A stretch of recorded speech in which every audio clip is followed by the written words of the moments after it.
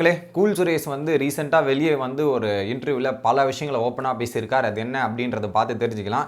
Cool Suresh, நீங்கள் என்ன நினைக்கிறீங்க பிக் பாஸோட பயணத்தை பொறுத்த வரையும் அப்படின்னும் போது, பிக் பாஸ் வீட்டுக்குள்ளே போனோன்னா ஒரு 6 மாதமும் தமிழ்நாடு காவல்துறையில் வேலை செய்யணும். அதை திருடங்களை எப்படி விசாரிக்கணும், கிரிமினல்ஸ் எப்படி கண்டுபிடிக்கணுன்ற மாதிரி ஒரு 6 மாதம் ட்ரைனிங் எடுக்கணும்.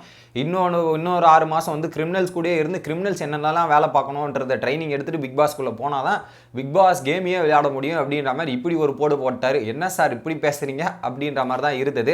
அடுத்தது பார்த்தீங்கன்னா பிக் பாஸ் வீட்டுக்குள்ளே இருக்கிற கண்டஸ்டன்ஸை பற்றி சொல்லுங்கண்ணே அப்படின்னு கேட்கும்போது பார்த்தீங்கன்னா, பிக் பாஸ் வீட்டில் இருக்க கண்டஸ்டன்ஸ் எல்லாருமே போலியாக தாங்க இருக்காங்க. யாருமே உண்மையாக இல்லைங்க. எல்லாம் போலி முகத்தை போட்டுக்கிட்டு அப்படியே சுற்றிக்கிட்டே தான் இருக்காங்களே தவிர வேறு எதுவுமே பண்ணுறதில்லை அப்படின்னாங்க. அதில் ஒரு 3 பேர் என்னமோ உண்மையாக இருக்காங்க. அந்த 3 பேர் யார் அப்படின்னு கேட்கும்போது பார்த்தீங்கன்னா, தினேஷ், விஷ்ணு மற்றும் மணிச்சந்திரா, இவங்க 3 பேர் மட்டும்தான் உண்மையாக இருக்காங்க. இன்னும் சில பேர் இருக்காங்க, பட் அதை தவிர்த்து மொத்தம் எல்லாருமே பொய்யா தாங்க இருக்காங்க. பொய்யாவே இருந்துக்கிட்டு பொய்யாவே சுற்றிட்டு இருக்காங்க அப்படின்ற மாதிரி சொல்கிறாரு. பிக் பாஸ் வீட்டுக்குள்ளே போய் நீங்கள் என்னென்ன கற்றுக்கிட்டீங்க அப்படின்னு கேட்கும்போது, நிறைய சகிப்புத்தன்மையெல்லாம் தேவை, இதெல்லாம் ஒரு பக்கம் இருக்குது. அதுக்கப்புறம் பொறுமையை நான் கற்றுக்கிட்டேன். இது ரெண்டும் வந்து ரொம்ப முக்கியமாக தேவைப்பட்டது. அது எனக்கு நல்லா புரிஞ்சுது. இந்த வீட்டை பொறுத்தவரையும் இதெல்லாம் எனக்கு நல்லா புரிஞ்சுது. பட் அதை தவிர்த்து வீட்டில் இருக்கவங்க எல்லாருமே என்னென்னா, ஒரு பாய்ஸ் ஹாஸ்டல் மாதிரியும் பெண்கள் ஹாஸ்டல் மாதிரியும் தான் இருக்குது. அந்த ட்ரெஸ் எல்லாம் கூட எடுத்து மடிச்சு வைக்க மாட்டாங்க. எப்படி போய் நீ அந்த ஹாஸ்டல்லாம் பார்த்தீங்கன்னா துணியெல்லாம் அப்படி இருக்குமோ அந்த மாதிரி துணியெல்லாம் பொறுப்பே இல்லாமல் போட்டுக்கிட்டு இந்த மாதிரி சுற்றிட்டு இருக்கிறது சரி, அங்கே தூக்கி போட்டு அப்படியே அவங்க இஷ்டத்துக்கு போகிறது, இந்த மாதிரி தான் இருக்கும். கண்டஸ்டன்ஸ் எலிமினேட் ஆன துணியை கூட அப்படியே வச்சிருக்காங்க, அப்படியே இருக்கும். அந்த மாதிரி விஷயங்கள்லாம் பிக் பாஸ் வீட்டில் நடக்கும், இருந்துகிட்டு இருக்குது. அதை ஒழுங்காகவே மெயின்டைன் பண்ண மாட்டாங்க அப்படின்றதையும் சொன்னார். சரிண்ணா, யார் யாரெல்லாம் ஸ்ட்ராங் கண்டஸ்டன்ஸ் அப்படின்ற ஒரு கேள்வி வரும்போது, அர்ச்சனா, விசித்ரா, தினேஷ், மணி மற்றும் விஷ்ணு, இந்த 5 பேர் தான் அவரை பொறுத்தவரையும் ஸ்ட்ராங் கண்டஸ்டன்ஸ். அந்த ஸ்ட்ராங்காக இருக்கிறாங்க, இந்த கேமை பொறுத்தவரையும் ஸ்ட்ராங்காக நல்லா ட்ராவல் பண்ணிட்டு இருக்காங்க அப்படின்றது எனக்கு தோணுது. இதில் யார் உங்களுக்கு ஃபினாலே வரணும் அப்படின்றது கேட்கும்போது, இந்த 5 பேர் தான் ஃபினாலேயும் வருவாங்க. அந்த டாப் 5ல் எனக்கு 5 பேரும் வரணுன்றது தான் ஆசை. இந்த 5 பேர் வருவாங்கன்னு நினைக்கிறேன் என்னை பொறுத்தவரையும். அதில் டைட்டில் வின்னர் யார் ஆவாங்கன்றது என்னை பொறுத்தவரையும் பார்த்தீங்கன்னா, நீங்கள் எல்லாரும் ஒருத்தரை நினச்சிட்டு இருப்பீங்க டைட்டில் வின்னர் ஆவாங்கன்றது. கண்டிப்பாக அவங்க ஆக மாட்டாங்க. கண்டிப்பாக டைட்டில் வின்னர் ஆக மாட்டாங்க. எப்பவுமே எதிர்பாராத பல விஷயங்கள் நடக்கும். என் வாழ்க்கையில் நடந்த அனுபவங்களையும் இதெல்லாம் வச்சு நான் சொல்கிறேன்.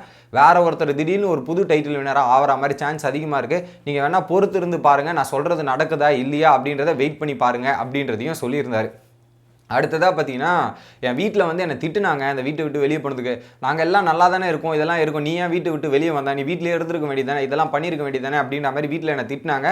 பட் எனக்கு ஃபேமிலி ஞாபகம் அதிகமாக இருந்த காரணத்தால் தான் நான் வீட்டை விட்டு வெளியே வந்தேன். பட் என்னையும் திட்டிகிட்டு இருந்தாங்க அப்படின்ற ஒரு விஷயத்தையும் ஓப்பனாக சொல்லிடுறாரு. கடைசியாக பார்த்தீங்கன்னா ஒரு விஷயம் பேசியிருந்தார். என்ன அப்படின்றது பார்த்தீங்கன்னா, அர்ச்சனா அவங்க அப்பாவுக்கு மிகப்பெரிய நன்றி நான் சொல்லிக்கிறேன். ஏன்னா அவர் வந்து வீட்டுக்குள்ளே வரப்போகும்போது எனக்கு வந்து சட்டையும் பேண்ட்டும் எடுத்து வர்றதா பிக் பாஸ் டீம்லேருந்து தகவல்லாம் சொல்லிட்டு இருந்தாங்க.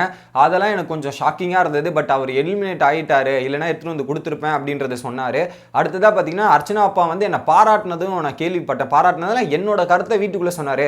இந்த வீட்டுக்குள்ளே நீங்கள் எப்படி நடந்துக்கிறீங்களோ, எப்படி நீங்கள் உங்களோட குவாலிட்டிஸை காக்குறீங்களோ, அதன் மூலியமாக தான் உங்களுக்கு வேலை வாய்ப்பெல்லாம் கிடைக்கும்.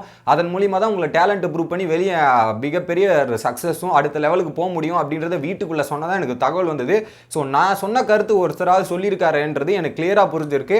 ஸோ இதை வந்து ஒருத்தருக்காவது புரிஞ்சிருக்கேன்றதுக்கு அர்ச்சனா அவங்க அப்பாவுக்கு மிகப்பெரிய நன்றின்றது அர்ச்சனா அவங்க அப்பாவுக்கு எதிராக அந்த வீடியோவில் சொல்லியிருந்ததை பார்க்க முடிஞ்சது. நான் சொன்னதை அவர் கரெக்டாக சொல்லியிருக்காரு அப்படின்றது எனக்கு சந்தோஷமாக இருக்குது. அதை ஒருத்தராவது புரிஞ்சிருக்காரு அப்படின்றதுக்கு நன்றி சொல்லியிருந்தார்.